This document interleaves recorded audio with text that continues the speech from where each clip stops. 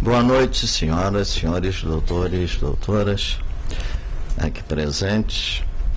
É com muito prazer que o Instituto dos Magistrados do Brasil, por mim presidido, obviamente temporariamente, né?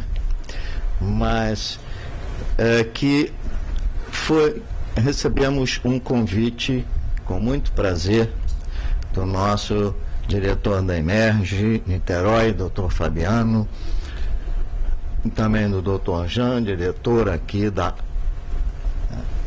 diretor da Amaerge, e doutor Jean da Emerge. Estou aqui já confundindo os ilustres doutores, mas recebemos esse convite de iniciarmos em Niterói um novo projeto cultural do IMB, que, por uma iluminação do nosso coordenador, desembargador Alexandre Câmara, de todos conhecidos, e que é o coordenador deste projeto, ficou denominado como Diálogos sobre o novo CPC, o novo Código de Processo Civil, que em março do ano que vem entrará em vigor e com o qual, obviamente, todos nós, operadores do direito, temos que nos acostumar,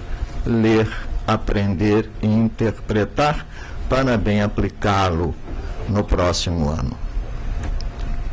Obviamente, a palavra será dos ilustres palestrantes e não minhas, por isso é que eu quero, em primeiro lugar, como já disse, agradecer este convite e ter muito prazer em iniciar este projeto em Niterói, comarca em que, por muitos anos, eu fui juiz aqui e moro até hoje aqui nesta cidade.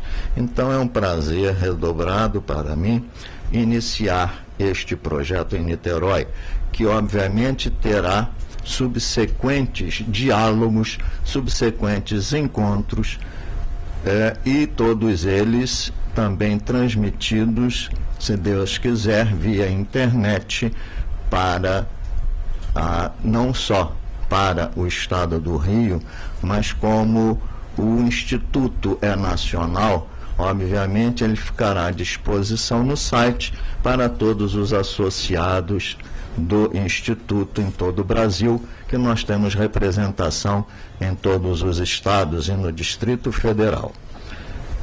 Muito bem, senhores, então, obrigado pela acolhida, espero que seja muito proveitoso para todos nós, pois temos certeza que, com esta pleiade de juristas, desembargador Alexandre Câmara, desembargador Sérgio Ricardo de Arruda Fernandes, desembargador César Cury, doutor Antônio Aurélio Abirramia Duarte, nós teremos muito a aprender, pois todos eles são versados e muito versados no nosso Código de Processo Civil, o atual e o vindouro. Pois não, doutor? Não querem falar nada. Então vamos chamar aqui, à medida nós nos retiraremos da mesa, que obviamente será muito melhor ocupada, né, ao menos quanto à minha pessoa, pelos ilustres debatedores que eu já anunciei.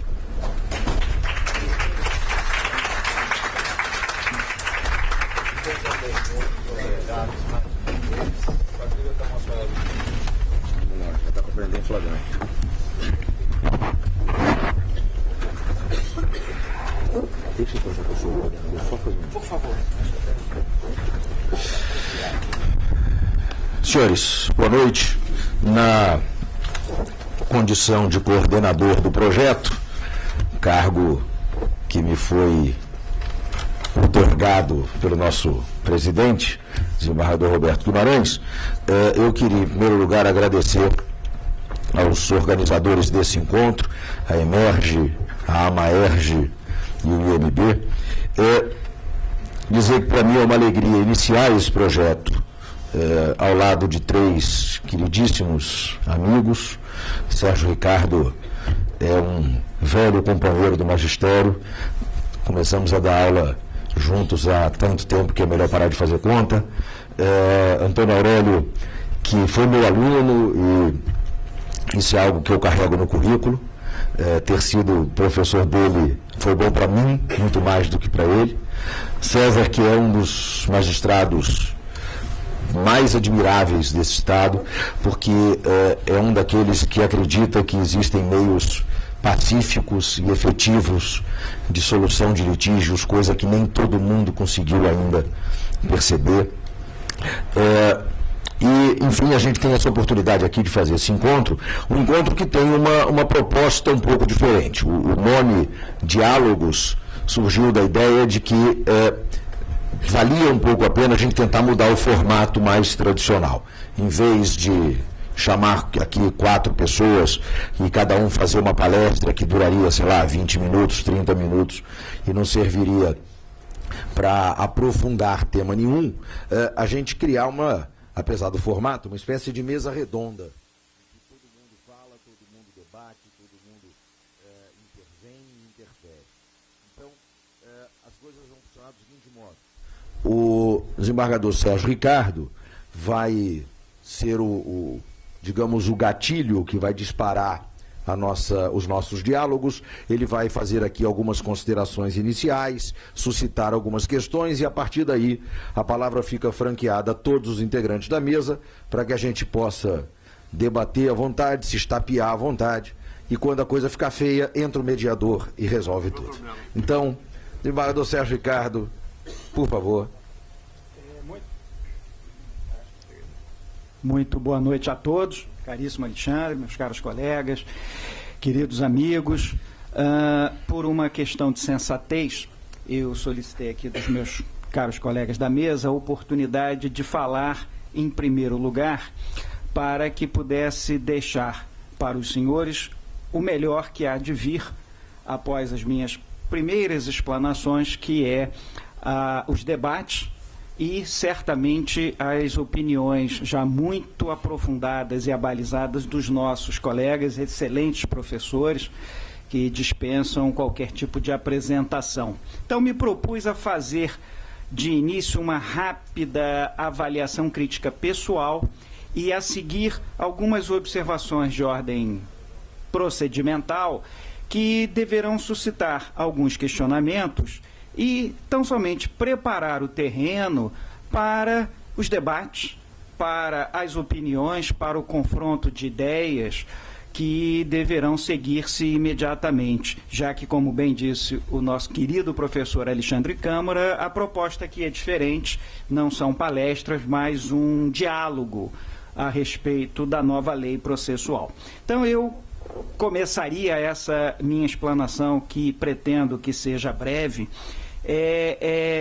contextualizando o novo Código de Processo Civil na nossa sociedade brasileira como uma obra humana recentemente aprontada, finalizada, e como tal há de passar necessariamente por um processo de crítica, por uma etapa de avaliação, para que possamos melhor compreendê-lo e possamos, consequentemente, melhor assimilá-lo.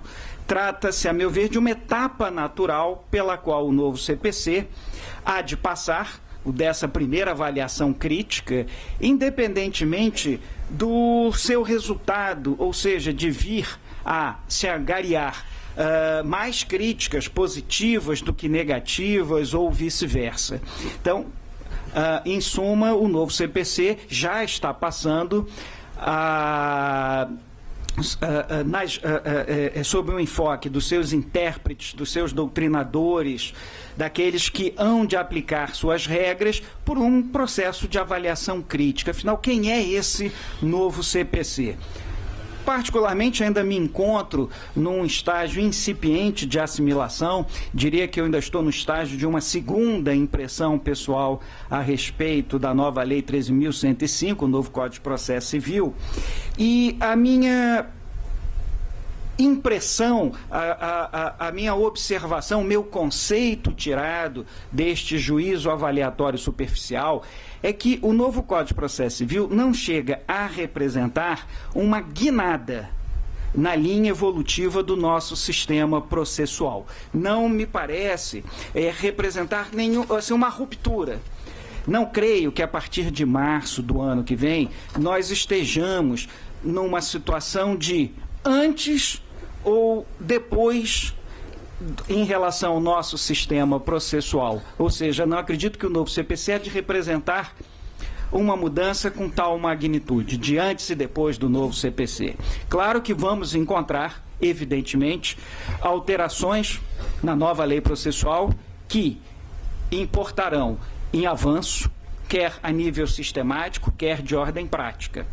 Mas, no geral, não me parece que possamos afirmar que o novo Código de Processo Civil representará alguma ruptura em relação ao sistema anterior, ao sistema hoje vigente, ou mesmo uma guinada de direção sensível.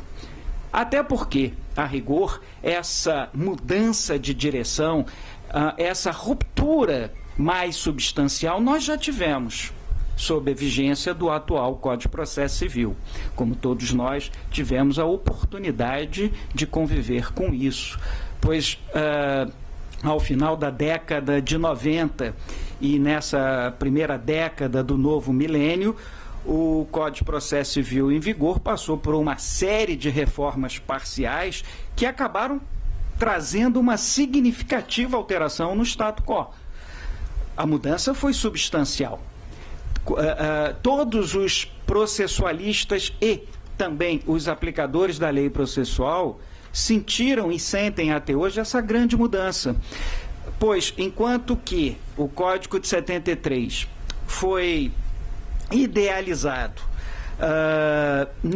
com base numa visão do devido processo legal, cujas formas serviam mais à garantia, essa noção acabou sendo substituída nas duas últimas décadas, ou aproximadamente isso, por uma nova noção que veio a substituir a anterior, no sentido de um devido processo justo, um devido processo eficiente, com base numa interpretação conforme da Constituição, à luz do princípio da efetividade da prestação jurisdicional. E aí passamos a ter, do final da década de 90 para cá, uma significativa mudança de ordem sistemática, interpretativa e, acima de tudo, prática, com algumas novas disciplinas que mudaram a cara do nosso processo civil. Como, por exemplo, a generalização da antecipação da tutela. Até então, era mais do que normal.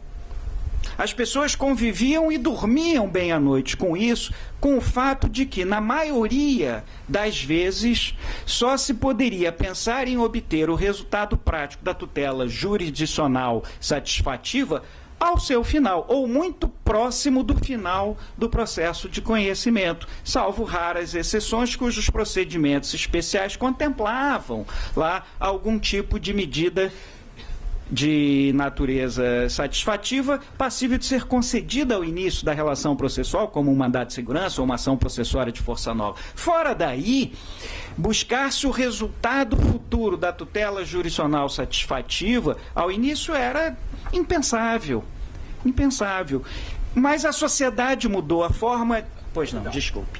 A forma de se esperar os resultados da prestação jurisdicional também mudou. E o legislador, sensível a essa aspiração, então, nos trouxe o que hoje já é tão facilmente assimilado e arraigado, a disciplina da antecipação da tutela, a tal ponto de se poder dizer que praticamente toda petição inicial de ação de conhecimento tem lá um pedido de antecipação da tutela, quiçá na sua ausência, levando o magistrado a instar o autor a emendar a inicial. Mas cadê a antecipação da tutela que eu não estou vendo? E, evidentemente que é uma brincadeira, mas que representa uma mudança de enfoque muito grande. Ou outra, o sincretismo quanto à natureza das atividades jurisdicionais, o que antes era um dogma, a separação, cada relação processual, de acordo com a sua natureza, a dela se esperar a respectiva atividade jurisdicional, ou seja, processo de conhecimento, atividade de conhecimento, cautelar e executivo, com raríssimas exceções em legislação excepcional ou aqui ou ali no Código de Processo Civil.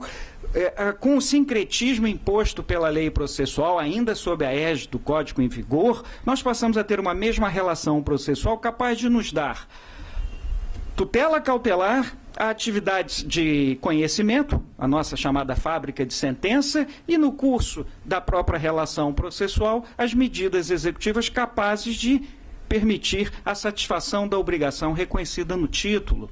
Isso foi uma mudança que certamente não passava pelas nossas melhores mentes ao início da década de 80, ao final da década de 70.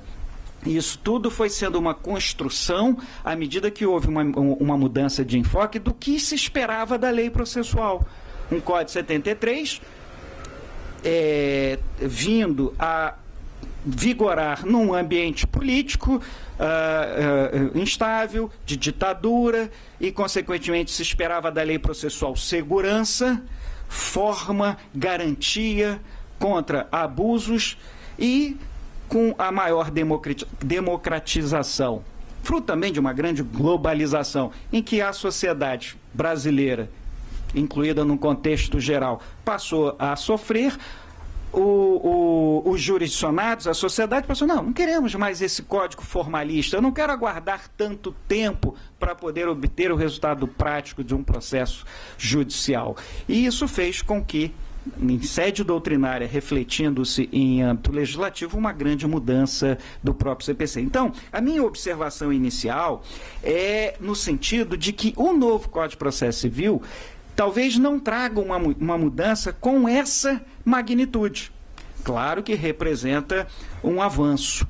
Diria eu, o novo CPC, repito, fruto dessas minhas primeiras impressões pessoais, não chega a romper a linha evolutiva do nosso sistema. Talvez represente sim uma nova versão, ou, na linguagem moderna, um upgrade da legislação processual civil. Como se nós estivéssemos nos deparando com um novo produto. Digamos, no mercado de produtos eletrônicos, como se agora nós estivéssemos diante de um novo smartphone, digamos, com nome de marca de fruta, com a versão número 7, que evidentemente dele se espera alguma coisa melhor. Certamente alguns saudosistas nessa nova versão encontrarão algo que não deveria ser mudado, mas nada que represente uma maneira nova de se comportar. Repito, a impressão que faço do novo Código de Processo Civil.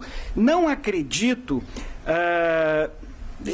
enfim, em termos de primeiro prognóstico, que nós teremos no ano que vem um poder judiciário diferente, que venha mudar a cara do poder judiciário brasileiro, ou mesmo uma nova forma de agir e pensar da nossa sociedade em relação à litigiosidade. Eu, claro, não vejo o novo CPC como um instrumento capaz de interferir nas causas do problema da litigiosidade em nosso país. É bem verdade, se é que cabe a lei processual, se alguma lei processual tem essa aptidão de poder interferir nas causas sociais, políticas e econômicas que estão por trás dessa grande demanda judicial. Não acredito, portanto, que o novo Código de Processo Civil vá representar uma mudança com essa magnitude. Mas não vejo com maus olhos a sua edição, a sua vinda, até porque se trata, evidentemente, de uma lei processual civil mais moderna, consequentemente, uma apresentação sistemática muito melhor. Muito melhor, traz algumas novidades, alguns avanços, alguns passíveis de críticas positivas ou negativas, mas uma nova lei cuja estruturação é mais moderna e sistemática, pois sendo a lei processual alvo de reformas setoriais, como vem acontecendo, ou como vinha acontecendo com a lei em vigor até então, fica evidentemente prejudicado ou bastante conturbado o trabalho de sua adaptação sistemática. Então, recebo com bons olhos o novo Código de Processo Civil, mas não acredito que ele representará, repito, e acho que esse é o ponto principal dessa minha primeira observação, uma alteração, uma guinada de rumo. Então, somente uma evolução, acompanhando aquela mesma linha evolutiva que já vínhamos sentindo. Vamos, então, a partir daqui. Vamos, exatamente. Então, eu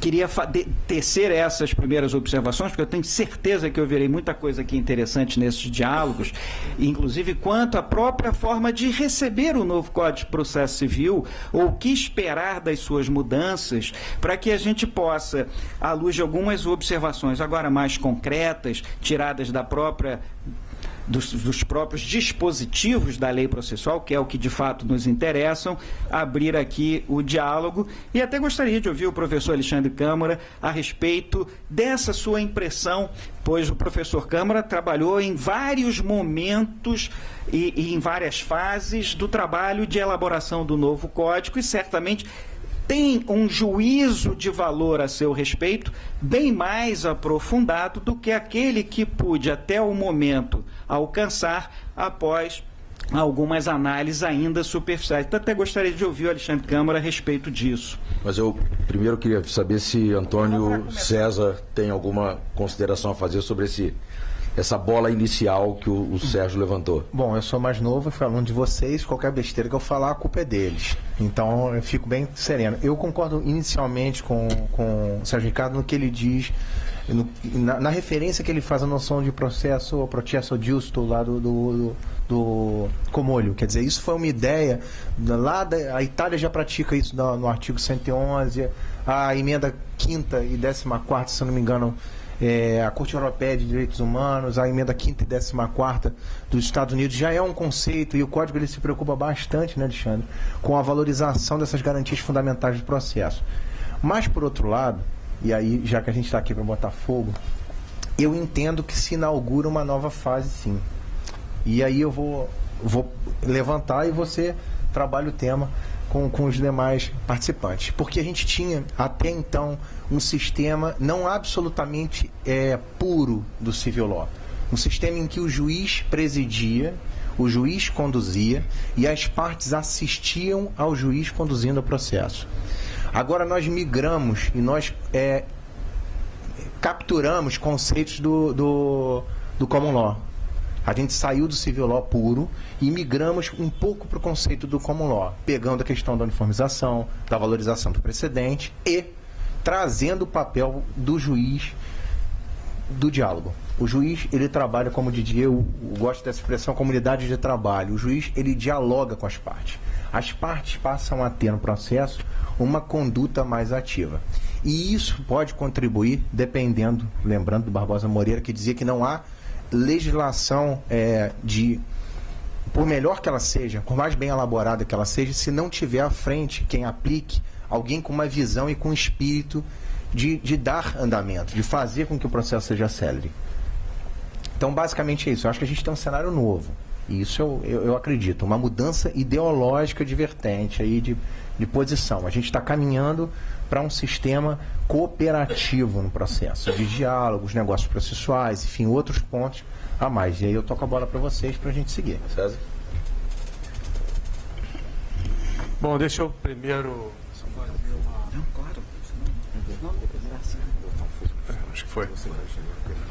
fazer uma breve saudação à Maerj, ao MB e à Emerge, e dizer que eu fico muito à vontade, porque trabalhei aqui em Niterói durante quase 15 anos e frequentei esta casa aqui, né, especialmente aqui na associação.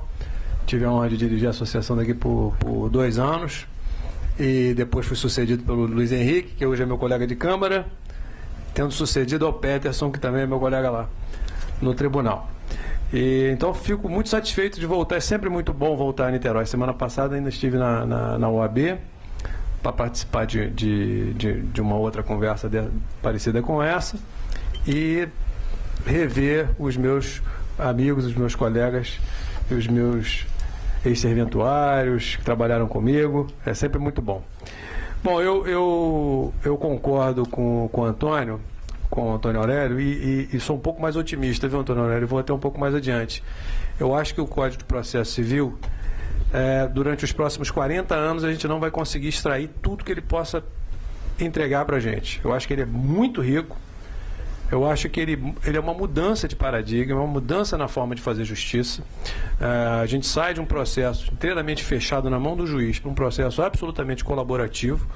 É um processo tão colaborativo que dispensa, inclusive, a figura do juiz e do advogado.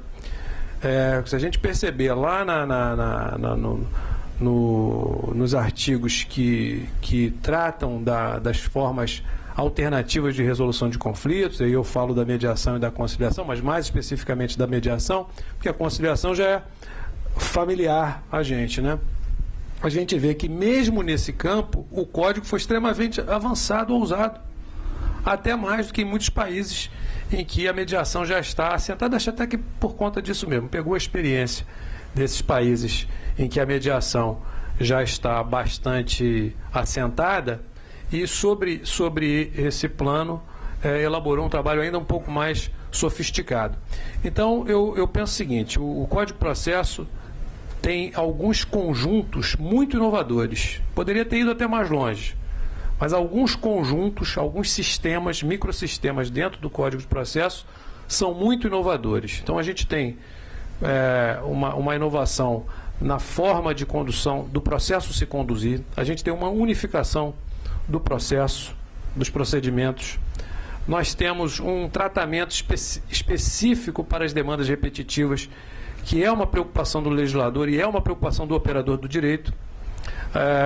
Nós temos as formas alternativas, ou mais adequadas, de resolução de conflitos, que aponta para algo muito mais moderno. Nós não chegamos até lá, mas nós apontamos nessa direção e, eventualmente, daqui mais a um tempo, nós tenhamos uma reforma legislativa, uma reforma processual para dar mais um passo, que é no sistema de tribunal multiportas, que é bastante difundido nos Estados Unidos e alguma coisa na Europa.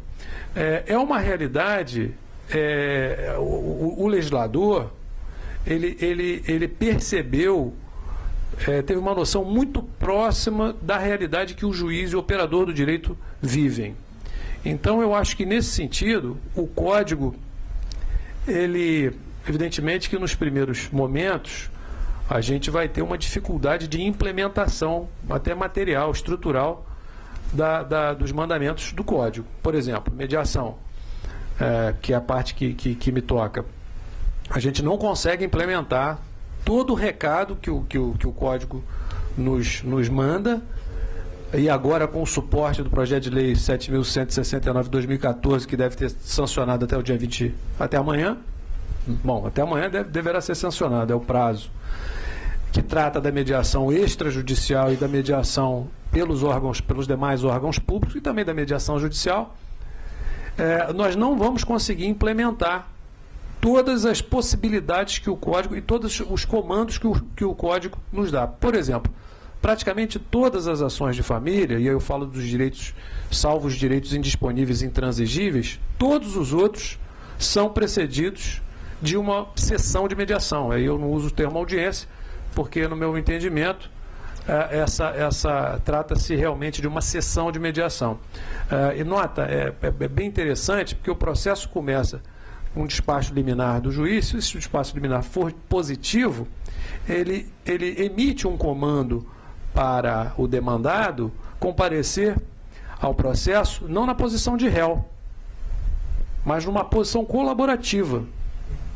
O juiz sai de cena, entra o negociador, e a partir dali não se conta prazo, não se conta prescrição, sequer para contestação, até que se dê o último ato de mediação, positivo ou negativo. A partir de então, sendo negativo, é que o demandado vai se dar, ou vai ser tido como citado, para então apresentar a sua resposta.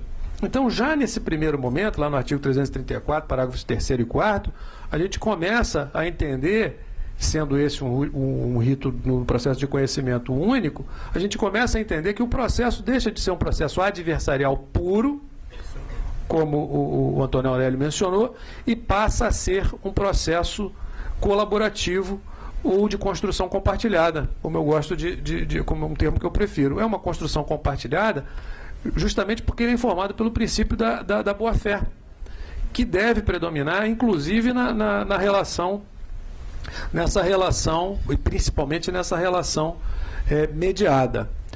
Notem, a mediação, ela é um instituto que sai, que vem de fora, que é onde ela deve ser mais utilizada, e vai para dentro do sistema de justiça convencional, quase como um campo neutro, blindado. Dentro do campo de justiça convencional, nós vamos ter todo um sistema, um regime de tratamento de demandas e litígios, sem a contaminação de um ambiente processual propriamente dito. Então, nós vamos ter uma licença poética dentro do processo civil para tratarmos, fora do processo civil, de um litígio judicializado. Então, eu reputo isso quando nós tivermos tido condições de implementar minimamente os comandos do Código. Eu penso que isso é o início de uma mudança de paradigma. É uma nova forma de fazer justiça. Algo que talvez a minha geração não consiga aproveitar plenamente, mas, por certo, nas gerações seguintes, né?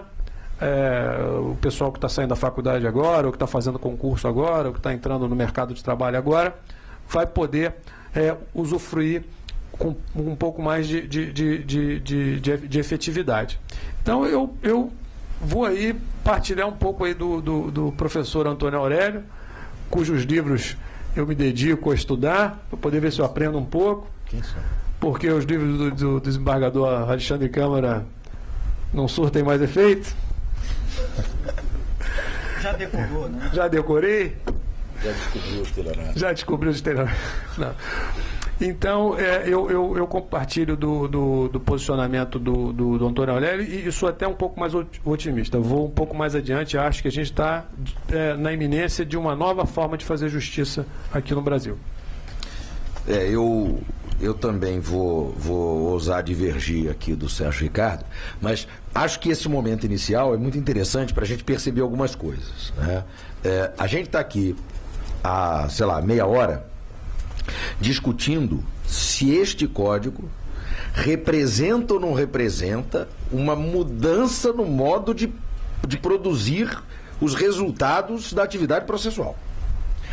Se isso já nos tomou aqui, vai tomar no final das contas, sei lá, uns 40 minutos, quanto tempo a gente não vai levar para poder chegar a consensos sobre o código inteiro?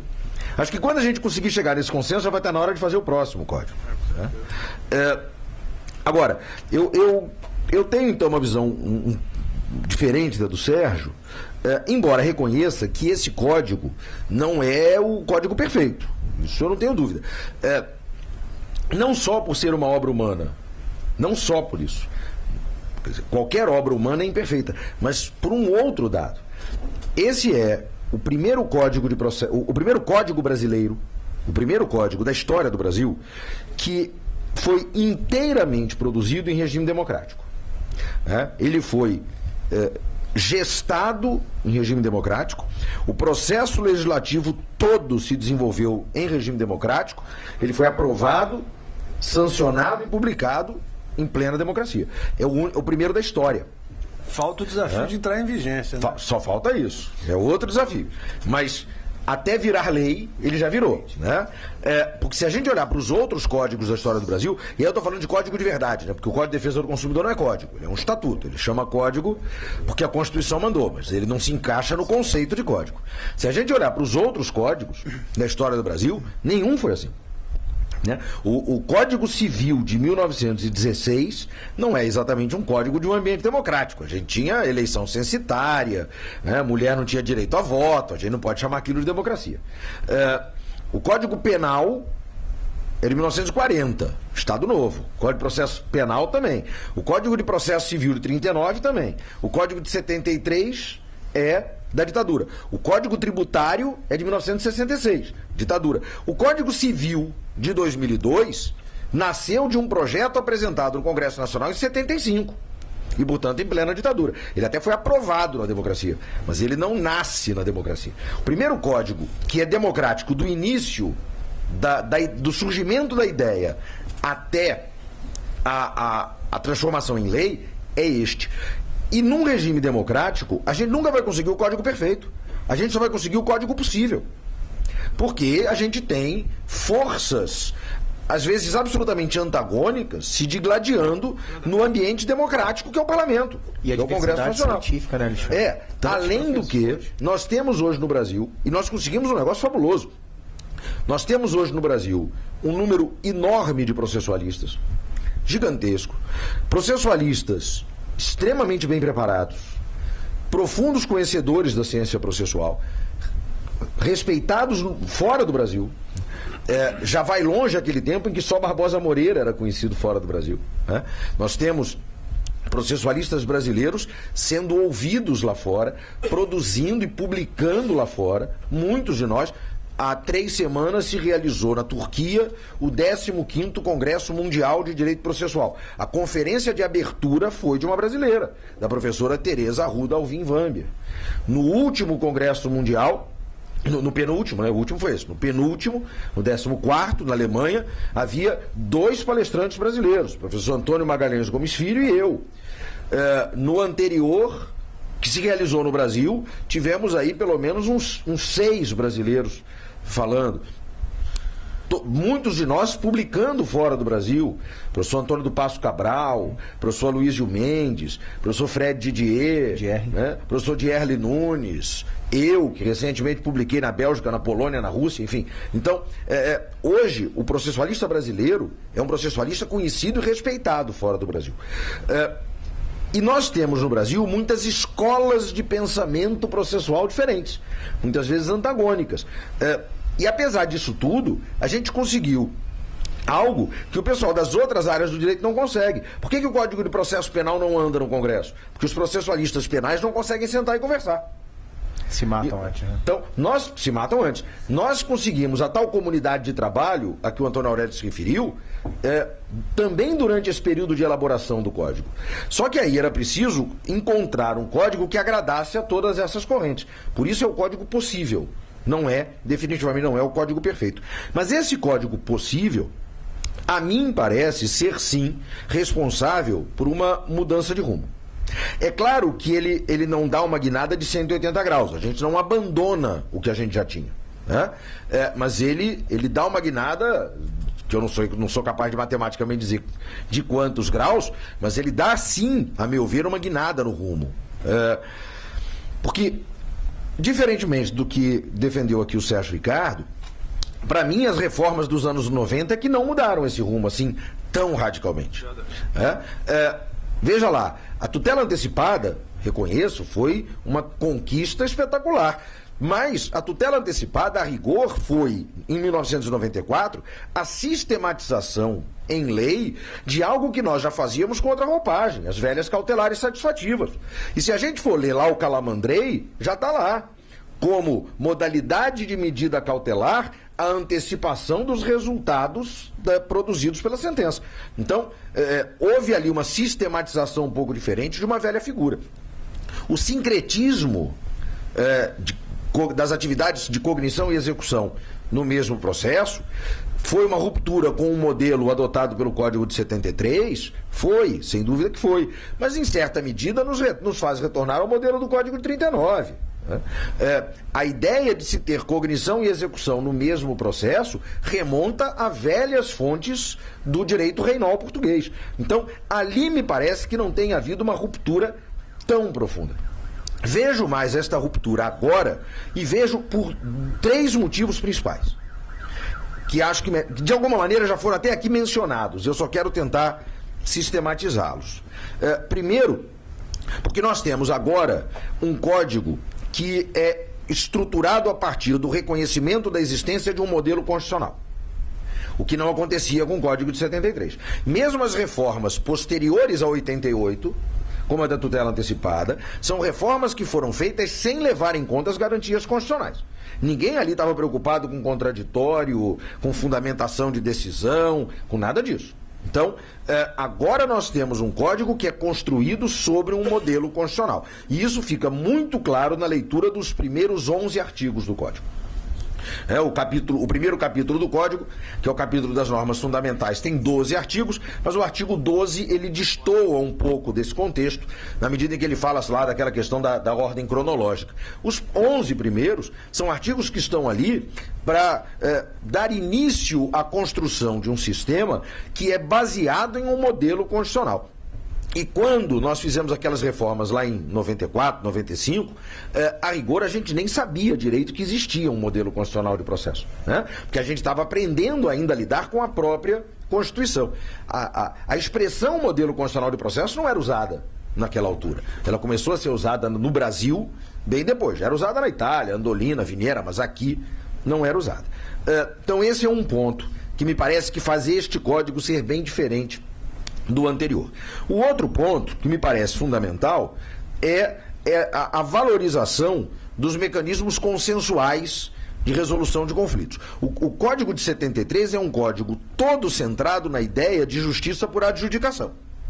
As partes apresentam as suas pretensões, vem um terceiro imparcial, que é o juiz, e dá a vitória a uma das partes e, por conseguinte, faz com que a outra saia vencida. Nós temos vencedor e vencido, e esta é a primeira opção.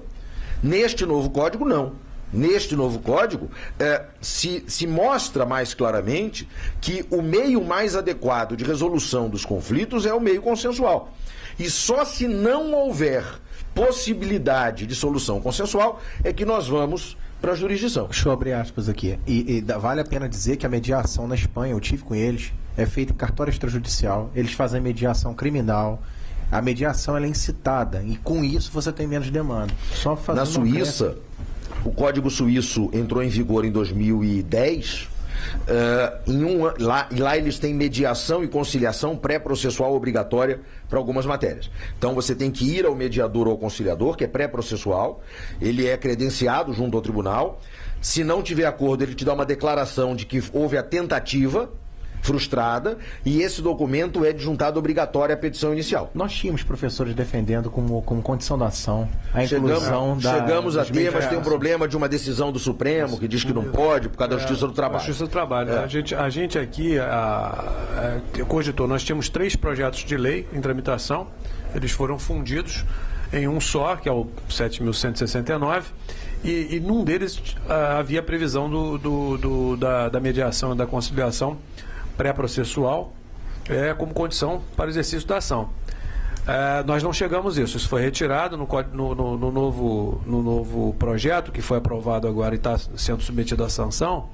Nós temos a possibilidade de mediação criminal, mediação para certo tipo de delito, e temos a mediação em serventias extrajudiciais. Então é um avanço extraordinário. Só não se chegou à mediação pré-processual obrigatória. Não é obrigatória. Porque isso esbarra naquela decisão do Supremo lá. Causou uma polêmica e se preferiu tirar isso. Mas só para vocês terem uma ideia, o Código Suíço entrou em vigor em 2010. Em meados de 2011, o número de demandas cíveis que ingressava no judiciário suíço já tinha caído 70%. 70%. Aí uma vez eu falei isso num evento e disseram assim, mas lá é a Suíça.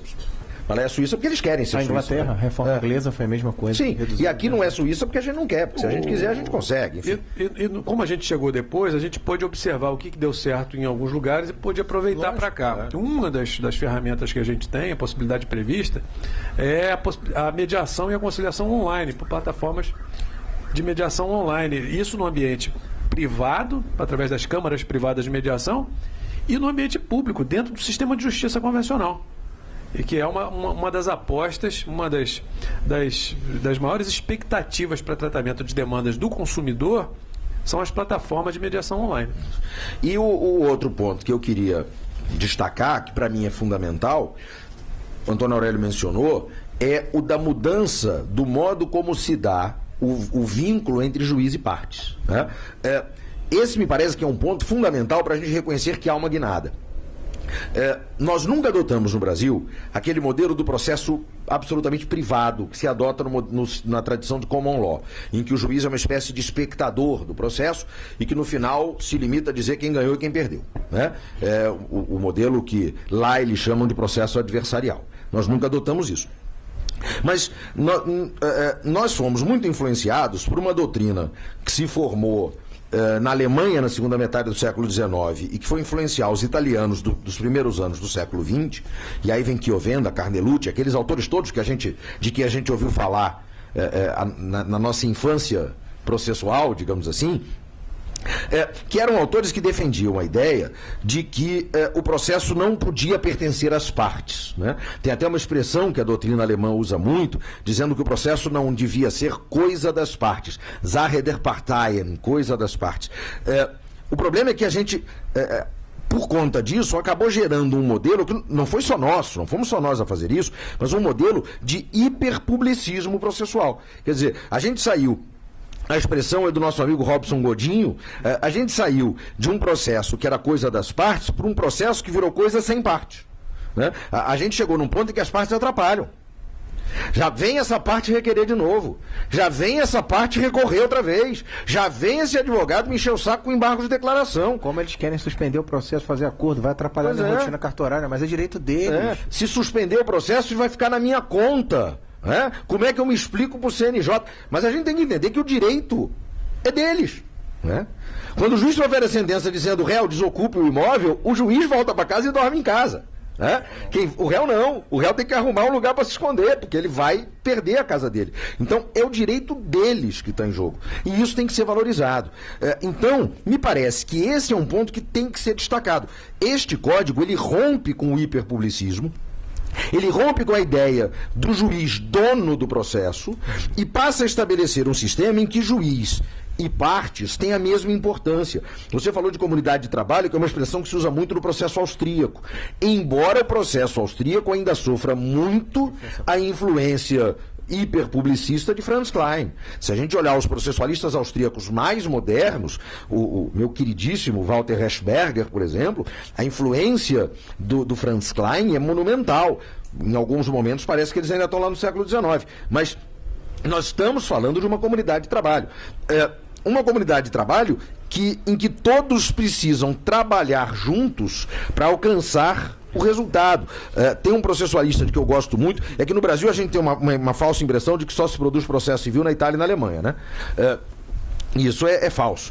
Tem um processualista de que eu gosto muito, que é um professor da Eslovênia, chamado Ales Galic, e ele diz que o processo perfeito é aquele que se compara a um barco a remo nas Olimpíadas. Aquela ideia de que todo mundo faz o máximo de esforço possível, remando todo mundo na mesma direção, para chegar o mais rápido possível à linha de chegada, e com isso conquistar a medalha, né? Essa é a imagem do processo ideal. E isso se consagra no código quando ele fala em um princípio da cooperação, né? Eu não acho que o nome cooperação seja o ideal, porque acho que ele dá uma ideia um pouco equivocada, né? De que o réu vai, no dia da audiência, vai ligar para o autor e perguntar se o autor quer carona, né? Que eles vão entrar de mãos dadas no processo. É claro que não é isso, né? Não é cooperação no sentido de ajuda. O autor quer ganhar do réu, o réu quer ganhar do autor. Quer que é evidente, morra, né? Quer que morra e quer que morra sofrendo. Mas quando a gente fala de cooperação, a meu ver, é dividir. Pausa para respirar. Operação. Quer dizer, eles vão operar juntos, eles vão trabalhar juntos, né? O César falou em construção compartilhada. O professor Dierle Nunes, lá em Minas, fala de processo comparticipativo. Eu acho que é uma expressão melhor, né? Que eu já vi você usar em trabalhos seus, e nós usamos juntos num trabalho que escrevemos em coautoria. A ideia do processo em que todos participam juntos da construção do resultado. Só que isso muda tudo. Isso muda o modo do juiz atuar no processo, isso valoriza a atuação das partes no processo, isso abre espaço para negociação processual, que é um dos pilares desse código, lá no artigo 190, uma cláusula geral de negócios processuais que permite adaptar o processo às peculiaridades e às necessidades do caso concreto. Isso é algo que a gente nunca teve. E vai Nunca ser teve. difícil. Acho que talvez vai ser, o maior desafio vai ser o calendário processual. Porque isso exige mudança cultural. Mas eu dou um exemplo muito simples da necessidade da gente reconhecer que é preciso adaptar o processo às características do caso concreto e mostrar com isso, então, vantagens do novo código em relação ao anterior. Não só pela negociação processual, mas por várias técnicas de flexibilização procedimental, inclusive flexibilização por ato do juiz. Se a gente comparar o novo código com o velho, pinço um exemplo. Ação de prestação de contas, na única modalidade que fica no novo código, que é a ação de exigir contas, porque a ação de dar contas segue procedimento comum. Como é que é no código de 73? Proferida a sentença da primeira fase, o juiz julga procedente o pedido e determina que o réu preste contas. Prazo para prestar contas, 48 horas. No novo código, 15 dias. Lembrando que quando o novo código diz 15 dias, ele quer dizer 15 dias úteis. Mas, vamos lá, 15 dias e não 48 horas. Mas com um detalhe. Imagina que você está julgando a prestação de contas do administrador da recuperação judicial da Varig. Meu amigo, não tem Cristo que consiga prestar contas em 15 dias. O que o código autoriza o juiz a fazer? Ampliar esse prazo. E dizer, olha, é o caso da Varig, meu amigo, vem cá, quanto tempo você acha que precisa para prestar essas contas? 6 meses, tá bom? Toma 6 meses. 1 ano? Toma 1 ano. Porque não é prestar contas de um condomínio de 10 apartamentos. É prestar contas da recuperação da Varig. O prazo não pode ser o mesmo. Se o prazo for o mesmo, em um desses dois casos não está havendo devido processo. Em um desses dois casos não está havendo processo justo. A que você se referiu lembrando do Comólio. Então, esse reconhecimento de que juiz e partes formam uma comunidade de trabalho e participam juntos da construção do resultado, me parece que é sim uma mudança de rumo. O César falava de construção compartilhada. O professor Zé Luiz Bolzan de Moraes, que é um grande estudioso da teoria do Estado, lá do Rio Grande do Sul, sugeria num congresso de que participamos juntos ano passado, que a gente mude o nome da jurisdição. Ele dizia, tem que parar com esse negócio de jurisdição, é jurisconstrução. Porque juiz e partes vão construir juntos o resultado do processo. E aí não tem mais hierarquia.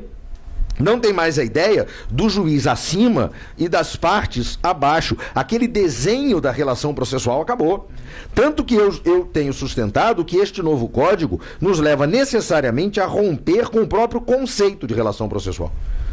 Eu estou sustentando, e estou acabando de escrever meu livro sobre o novo código, vai sair aí daqui a uns 2, 3 meses, eu estou sustentando que o conceito de relação processual está ultrapassado. Não existe mais relação processual, existe processo. Mas não existe relação processual. Porque se a gente for ler os autores que criaram e desenvolveram o conceito de relação processual, desde Bilov e Var, chegando até Ada Pellegrini Grinover, Cândido Dinamarco, eles todos dizem que a nota essencial da relação processual é a subordinação das partes ao juiz. Se essa é a nota essencial e se não tem mais essa subordinação, desapareceu a essência, não tem mais relação processual. Então me parece que é uma guinada sim. Talvez a dificuldade, Sérgio, de perceber isso é que a gente aqui no Brasil está saindo do século XIX direto para o XXI sem ter passado pelo século XX. A gente não teve no Brasil o processo do século XX. Não foi uma coxa de retalho. Na verdade, as reformas elas foram produzidas para agregarem um código. A gente está inaugurando um código novo. Sistemicamente, ele é todo novo. Agora, Alexandre, dentro da questão que você colocou de procedimento, eu lembro que no Fórum Permanente de Processualistas Civis, aquele que a gente participou aqui no Rio, dentro da questão dos negócios processuais, se discutiu se poderiam as partes negociar a questão do segundo grau de jurisdição, abrir mão do segundo grau de jurisdição. Quer dizer, eu litigo com você, sei que o juiz é o Fábio Porto, o Fábio é um bom juiz, e nós dois ajustamos a abrir mão do segundo grau de jurisdição. Proibido o recurso. Proibido o recurso. Eu acho perfeitamente possível. Eu vi também como possível, mas eu senti muita resistência disso. Eu queria ouvir tua opinião disso. Tem muita resistência porque a gente tem um fetiche do segundo grau, né? A gente adora tribunal.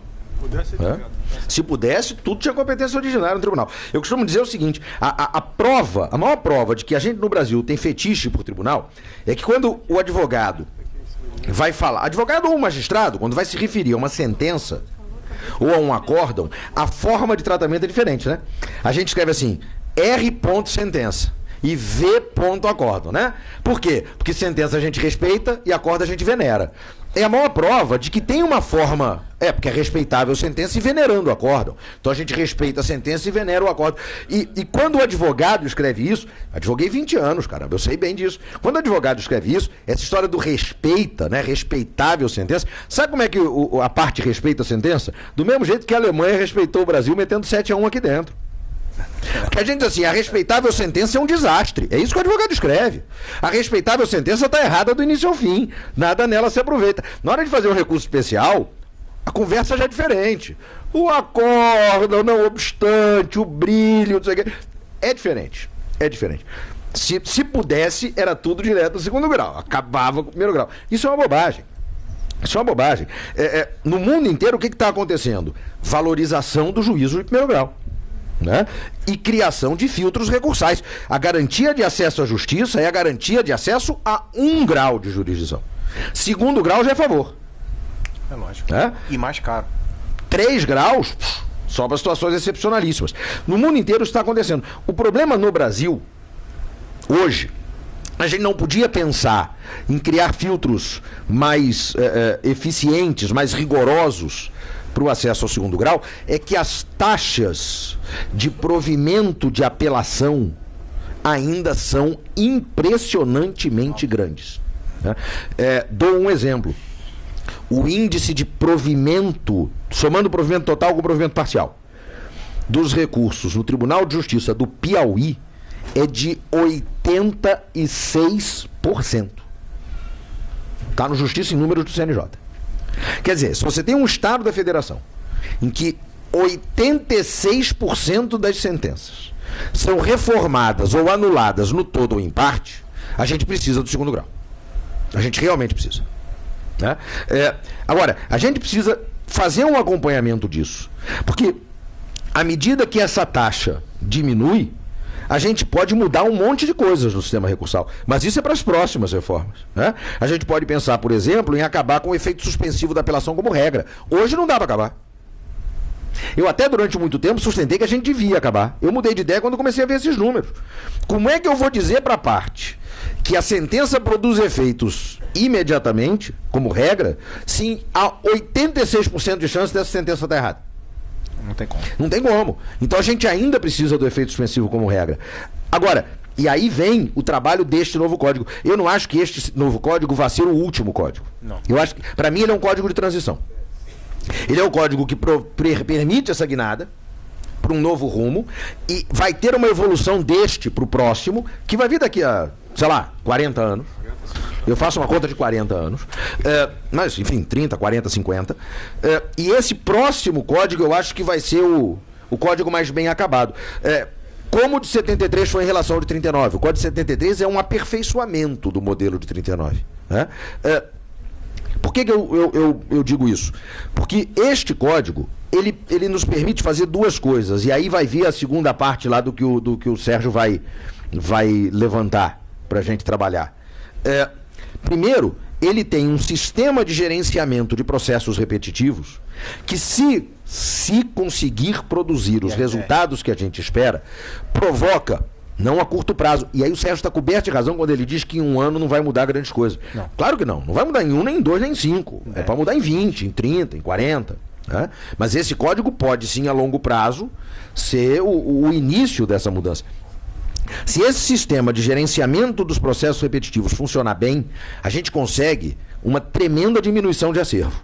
Sabe, teve uma palestra interessante da Ellen Grace num grande escritório de massa aqui no Rio, que ela reuniu os advogados e disse: tem uma notícia para vocês, os processos de massa vão acabar no Brasil.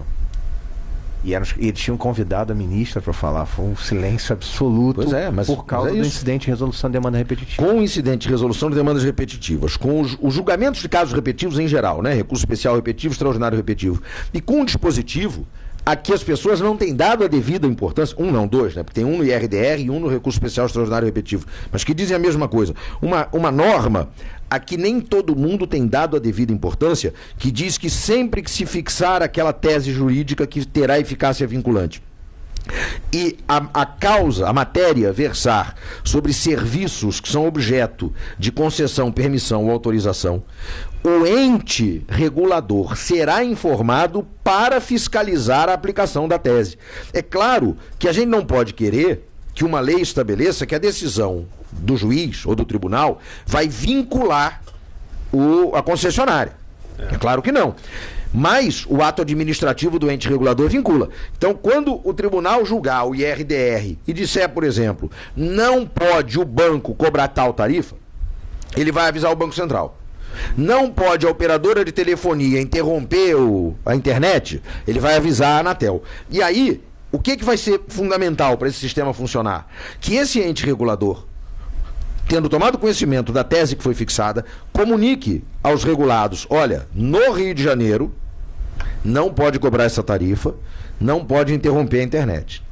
Porque se fizer, as pessoas vão entrar no judiciário e vocês vão perder todas. Então nós estamos baixando um ato administrativo dizendo que no Rio de Janeiro não pode fazer isso. E veja, se tem o ato do ente regulador dizendo que não pode fazer, se fizer, nós não estamos mais falando de indenização de R$5.000. Nós estamos falando de multa de 100 milhões, multa de 200 milhões, perda da concessão. E tem uma outra coisa aí positiva, funciona. Que é evitar a dispersão jurisprudencial.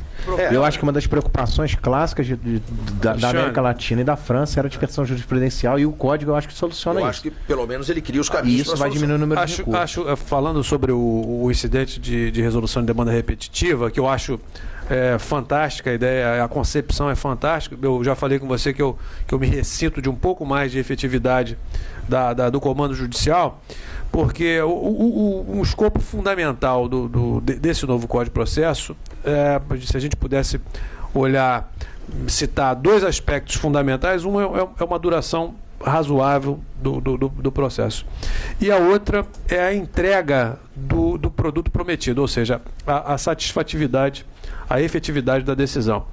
O incidente, e aí é um questionamento que eu tenho me feito, a despeito da possibilidade de sinalizar para a agência reguladora, para dar efetividade, para dar cumprimento ao comando judicial, me parece que transfere para a fase executiva, para uma fase executiva, para um processo executivo, a transformação daquele comando coletivo em resultado prático para o demandante.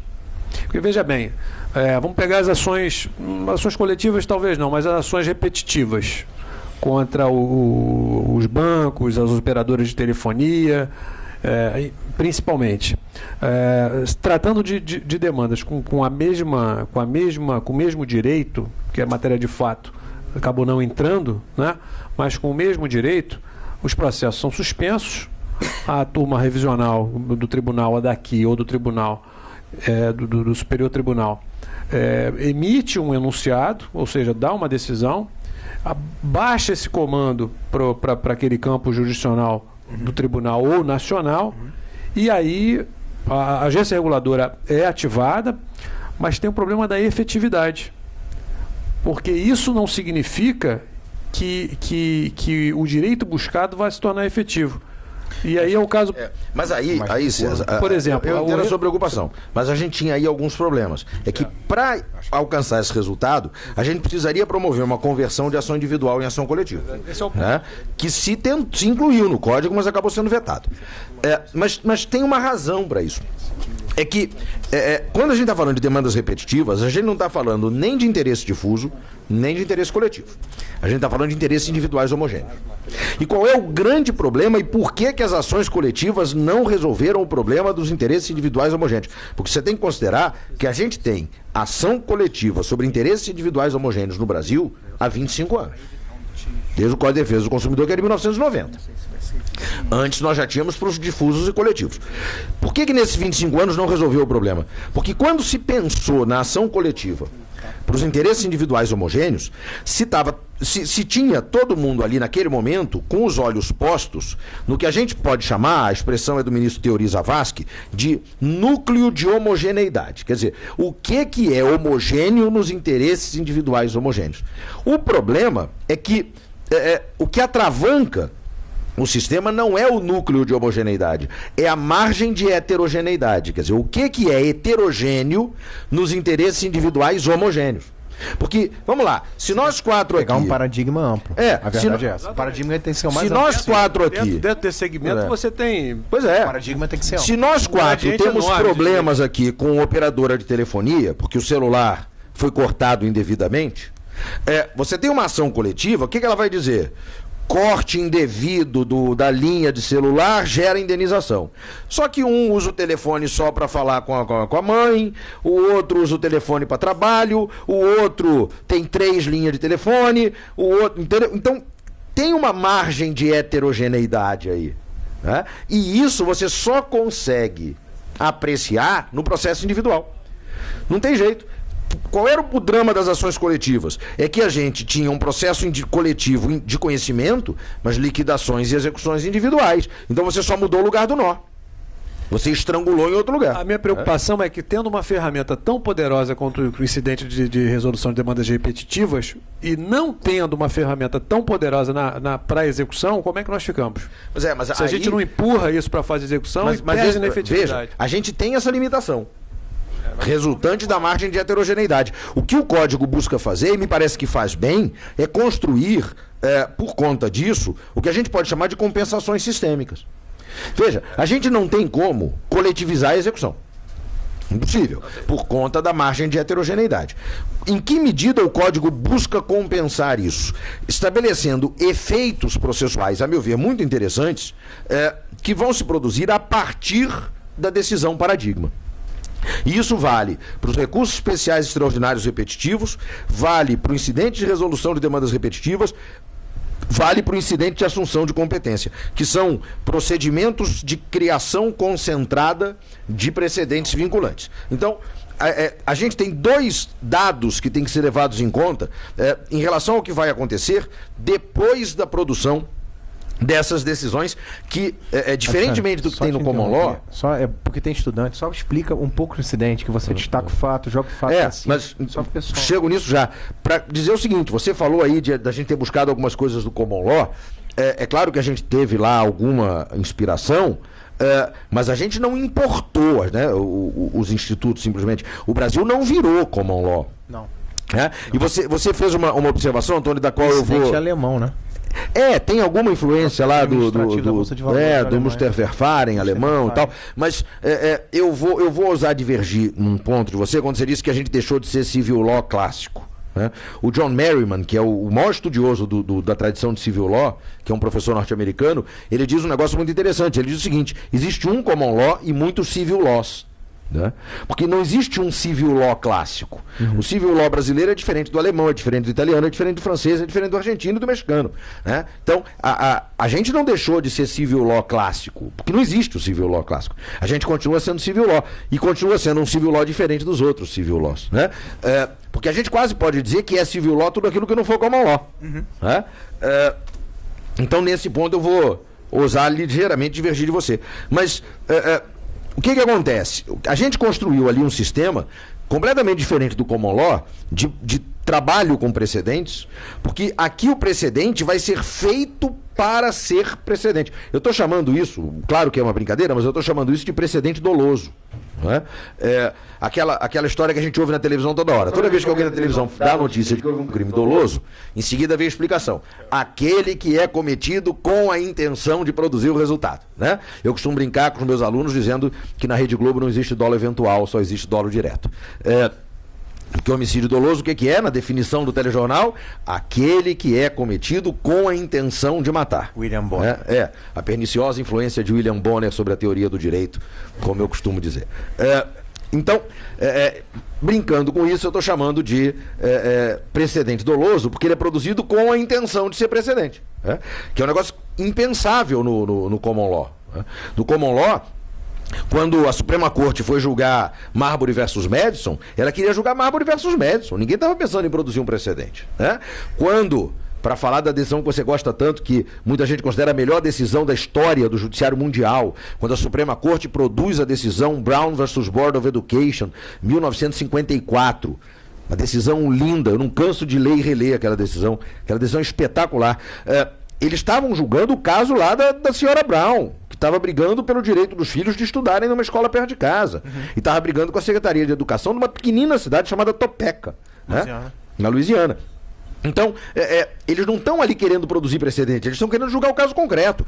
O juiz do próximo caso é que vai dizer que aquele lá de trás foi precedente. E no Brasil não. No Brasil a gente vai... no Brasil a gente está dizendo o seguinte, olha, tá vendo essa decisão que nós vamos proferir? Atenção, isso será precedente.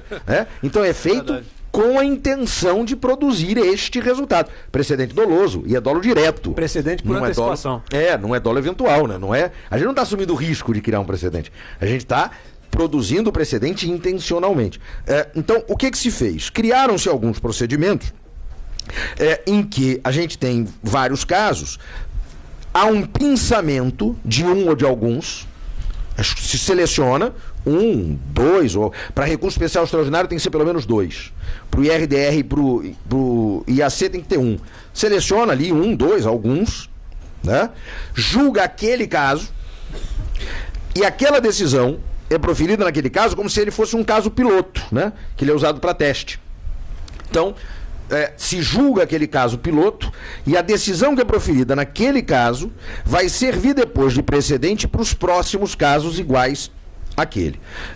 Isso permite um gerenciamento muito interessante, mas eu queria destacar... E preserva a igualdade. Preserva a isonomia, segurança e tal, mas eu queria destacar 2 efeitos que, a meu ver, são muito importantes nessa tentativa de construir um sistema mais racional de que o César reclamava. Primeiro, temos um precedente vinculante, certo? Julgamento de recurso especial ou extraordinário repetitivo, ou do incidente de resolução de demandas repetitivas, ou do incidente de assunção de competência. Aí, já formado este precedente, alguém vai a juízo, e o acesso ao judiciário está franqueado lá na Constituição, alguém vai ao judiciário e ajuiza uma demanda que é contrária àquela tese que foi fixada no paradigma. O que diz o novo código?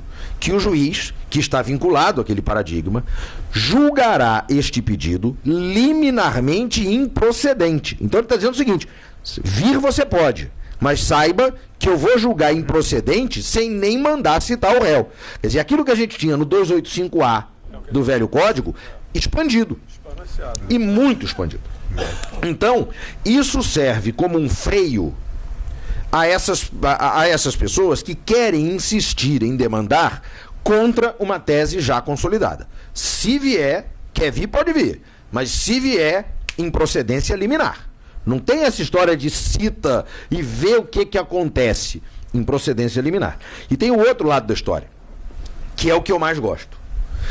Se a tese já está fixada num desses precedentes vinculantes dolosos, e eu vou a juízo postular algo que está em conformidade com esta tese, numa situação em que a prova documental é suficiente, então eu não vou precisar de perícia, eu não vou precisar de testemunha, a prova documental é suficiente, chegou-se até a cogitar de escrever no texto do código, eu participei dessa discussão, direito líquido e certo. Não se usou a expressão, e aí me permitam contar uma historinha de bastidores da elaboração do código, não se usou a expressão porque, como se costuma dizer na sabedoria popular, cachorro que foi mordido por cobra tem medo de linguiça. É que a gente lembrou que o Código de Defesa do Consumidor tinha um artigo que usava essa expressão e dizia que se o consumidor tivesse direito líquido e certo, poderia ajuizar a ação mandamental contra o fornecedor, e isso foi vetado na época. E por que foi vetado? Se a gente for ler as razões do veto, lá de 1990, lá está dito que direito líquido e certo é só contra o poder público e ação mandamental é só contra o poder público. Então a gente quis evitar o veto desse dispositivo. Então o que a gente fez? E essa redação foi construída a várias mãos. Eu, Fred Didier, Daniel Mitidiero, Luiz Guilherme Marinoni e Leonardo Carneiro da Cunha. Eram 5 pessoas trabalhando essa redação. O que a gente pensou? Em vez de escrever direito líquido e certo, vamos descrever o que a gente sabe que é o direito líquido e certo, né? Então o dispositivo diz mais ou menos isso. Se o direito se basear em fatos que podem ser demonstrados exclusivamente com documentos que acompanhem a petição inicial. Para bom entendedor, pinga é letra. Nós estamos falando de direito líquido e certo, né? Só não se usou a expressão. Então, se a prova documental é suficiente e tem a tese, está em conformidade com a tese já fixada, tutela da evidência. E isso é genial. Para dar um exemplo de como isso funciona, o STJ recentemente julgou no regime dos recursos especiais repetitivos, uma questão relacionada à remessa de cartão de crédito não solicitado. E o que o STJ disse? Por esta técnica, que com o novo código produz precedentes vinculantes. Já há doutrina sustentando, a meu ver com razão, que essa eficácia vinculante se projeta para as decisões anteriores. Porque a eficácia pode ser alterada por lei. Então, vem a lei e diz, olha, aquelas decisões anteriores, a partir de agora, terão eficácia vinculante. Então, esse é um exemplo. Remeter o cartão de crédito não solicitado, isto só já gera dano compensável. Mera remessa. A gente pode discutir se está certo ou se está errado, mas certo é que nós temos a tese fixada num acórdão paradigma. Muito bem. Aí eu recebo esse cartão na minha casa. Eu não tenho como provar que eu não solicitei, porque é prova de fato negativo, mas eu tenho como provar que eu recebi o cartão. Né? Então, isso é tudo que isso é todo o ônus probatório que me pode ser atribuído. Então, muito bem, eu vou ajuizar a demanda e vou dizer, olha, eu não pedi esse cartão, mas ele chegou. Está aqui o cartão, eu quero receber uma compensação por dano moral. Como é que funciona hoje? Cite-se. Não tem urgência nenhuma, eu não desbloqueei o cartão, nada. Então, cite-se. Aí a instituição financeira é citada, 15 dias para contestar, eu tenho 10 dias para falar em réplica, aí vai marcar uma audiência sei lá para quando, não vai ter acordo, porque vai lá um advogado audiencista que nem sabe do que se trata, vai dizer que não tem acordo, vai marcar não sei o que e tal, e apelação, efeito suspensivo. Aí quando não chegar no final, a gente vai ter lá uma compensação de, sei lá, 5 mil reais. Que o autor vai receber quando? Daqui a 200 anos. Daqui a 200 anos. Como é que funciona no novo código? Chegou esta inicial, o juiz vai olhar e vai dizer, o cartão está aqui. Então ele recebeu. Isso é tudo que ele pode, que eu posso exigir dele que prove.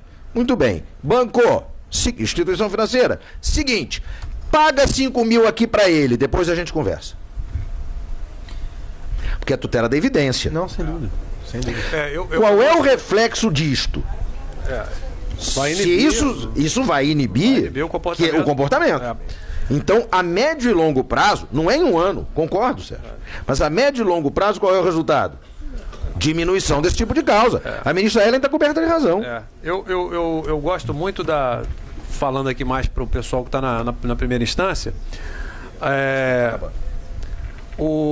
quando a gente tiver uma lesão coletiva numa determinada região, por exemplo, aqui em Niterói, vamos supor que um plano de saúde rompa unilateralmente um contrato com a prefeitura e deixa aí 2.000 vidas descobertas.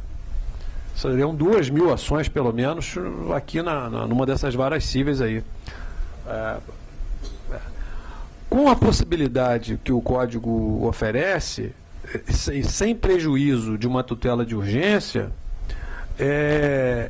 o juiz pode recomendar ou pode encaminhar o caso para a mediação. Instaurar um procedimento de mediação, chamar a empresa demandada em alguns casos, e coletivizar a negociação. E todas as pessoas atingidas por aquela lesão podem se habilitar ao processo de mediação, e aí eu estou falando de mediação processual e pré-processual conjuntas, e resolver o litígio independentemente de um trânsito processual convencional e, se for necessário, sem embargo de uma medida de urgência. Restabelece um plano, dá outro plano, vamos discutir aqui a lesão, vamos discutir aqui o dano moral, enfim. Essa é uma possibilidade que se não é de amanhã, é de algum momento, mas essa é uma possibilidade concreta, real, prática, que o Código de Processo abre para a gente. Eu acho que o fundamental é não estigmatizar o Código com base nos valores processuais que a gente tem hoje. Se você pensar no novo Código que você tem hoje, você não está pensando o Código novo. O Código novo está inaugurando uma nova fase, um novo tipo de divisão do processo. E ele clama, ele necessita de uma interpretação e de uma visão com base nesse espaço democrático mais mais aberto. Antônio, eu tenho enfim, feito 1 milhão de palestras por aí e tal, tenho rodado o país inteiro falando desse novo código e tenho sempre terminado as minhas palestras falando exatamente disso. A gente não pode olhar para o novo código querendo achar nele o velho, né? É outro. E aí, eu tenho sempre terminado as minhas palestras citando 2 versinhos, os 2 últimos versos da 3ª estrofe do 1º canto dos Lusíadas, que dizem: cessa tudo que a musa antiga canta, porque outro valor mais alto se levanta. Né? Quer dizer, passou. Aquela fase lá acabou. E agora a gente tem que olhar para o novo. Ouvi atentamente e poderia afirmar ao final, né, sensatez comprovada. Falei de início, citei aqui minhas observações situaram-se no plano de uma visão crítica inicial de um novo modelo processual.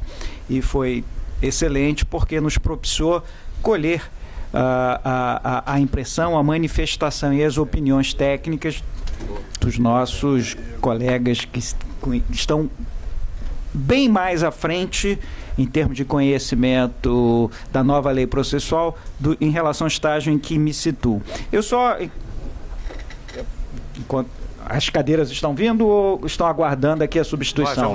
Nós vamos revezar as cadeiras. Então, você me permite 30 segundos para concluir um raciocínio absolutamente sintético, pois eu tinha várias aqui observações a serem traçadas. Eu só queria dizer que eu, evidentemente, concordo com todas as posições no sentido de que o novo processo civil é um novo modelo. Acho que como nova versão traz coisas muito boas e cito a mediação. A mediação, a ênfase, não que a mediação está surgindo. Não estamos falando pela primeira vez em mediação, não é verdade? Já participei de comissão de mediação há cerca de 10 anos atrás no tribunal, mas a ênfase, acho perfeita, o incidente de resolução de demandas repetitivas com mais uma forma de precedente, excelente. Mas tudo que eu ouvi aqui de positivo, em maior ou menor escala, já encontro na lei processual civil em vigor. Na nossa doutrina, inclusive lições de Barbosa Moreira em seus temas, como o papel do juiz e das partes na distribuição dos ônus da relação processual, a influência da common law no direito processual civil brasileiro, etc, etc, etc, eu já encontro. O que não significa dizer que o novo modelo não esteja aperfeiçoando isto. Não queiramos nós sermos refratários a uma coisa inevitável. Vamos ver com bons olhos, evidentemente, é um novo Código de Processo Civil, vamos procurar tirar dele o que de melhor há a nos oferecer. E que, portanto, concluo que me sinto feliz de ter, pelo menos, suscitado essas observações iniciais que nos propiciaram todas essas considerações. Então, eu vou pedir licença aqui justamente para poder ceder os lugares. Não? Por favor, desembargador, senta aqui. Por favor, senta-se aqui. Não, nós fazemos questão. Senta, Robertinho, agora tem que sentar. Ainda vou sentar perto da Rosana no meu concurso aqui, que é bonita pra burro. Olha que isso. Gente, boa noite. Em nome das 3 instituições co-irmãs que organizaram esse evento, eu agradeço a presença de todos, não é? E faço só uma lembrança. O conhecimento, ele não existe para ser guardado. Ele existe para ser dividido. E aí nós vamos na contramão da matemática, que quanto mais a gente divide o conhecimento, mais ele se multiplica. Então, muito obrigado a todos os palestrantes de hoje. O 8º Núcleo da EMERGE está à disposição de todos vocês para que esses eventos se reproduzam agora nesse 2º semestre e vamos bolar uma agenda para enriquecer esse auditório aqui. O colega César Cury, que está aqui do meu lado direito, ele compara... Perdão, esquerda. Do lado do coração, perdão. O colega César Cury, ele dividiu durante muito tempo a tarefa de juiz do júri aqui na comarca, presidente da nossa associação, e eu fico muito honrado de ver ele hoje aqui do meu lado na mesa, não é? E a mesma coisa eu falo com relação ao colega Roberto Guimarães, porque após 20 anos aqui na comarca trabalhando diariamente, eu passei como colega do Roberto e passei como colega do César. E isso é muito enriquecedor como ser humano e profissional. Eu vou passar a mão para o César, que está aqui bem próximo. um certificado, tá? Para também o nosso... Acho que eu troquei. César? Perdão. Ao nosso colega Alexandre Câmara, tá? Vou solicitar ao Sérgio Ricardo e ao Antônio Aurélio que também venham receber, tá?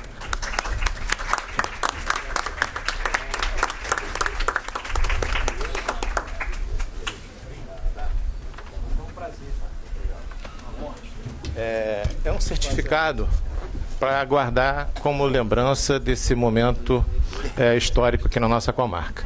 Eu passo a palavra ao nosso presidente da AMAERJ, aqui de Niterói, colega Fabiano, para encerrar o nosso evento de hoje. O desembargador Roberto pediu a palavra rapidinho.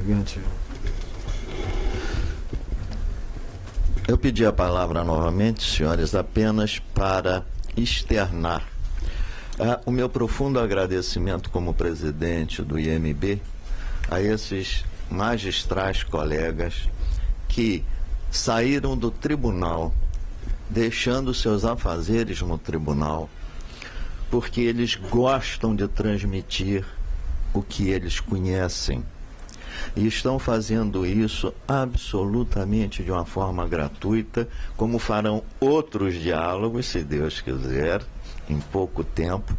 Todos eles pretendo que sejam transmitidos pelo site da IMB, com os nossos amigos aí, que tem o equipamento próprio para isso. Mas eu quero externar, neste momento, um agradecimento a essa plateia tão simpática dos doutores e das doutoras que nos brindaram com suas presenças, mas um agradecimento especial ao nosso querido jurista, colega Alexandre Câmara, que foi ele quem escolheu os componentes desse grupo. Os senhores foram escolhidos por ele. Então, um agradecimento especial. E os senhores viram que isto foi só um começo. E que começo tivemos, não é?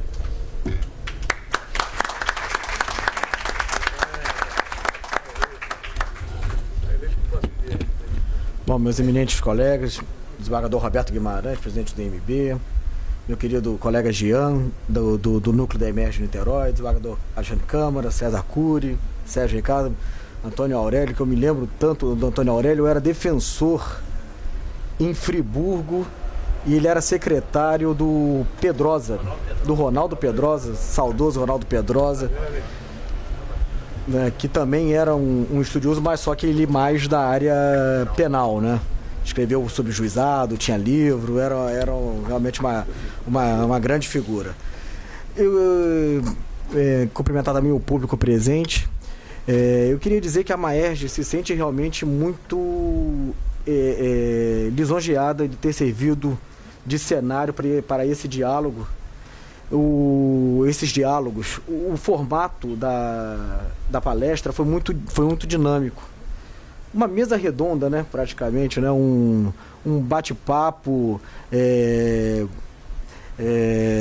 sem aquele formato daquelas palestras tradicionais e aquela coisa. Eu achei que isso deu um dinamismo muito bom e nós passamos, realmente, nem vimos a hora passar, 1h30 de palestra e ainda estávamos ávidos por mais. Infelizmente, temos um limite temporal que tem que ser observado.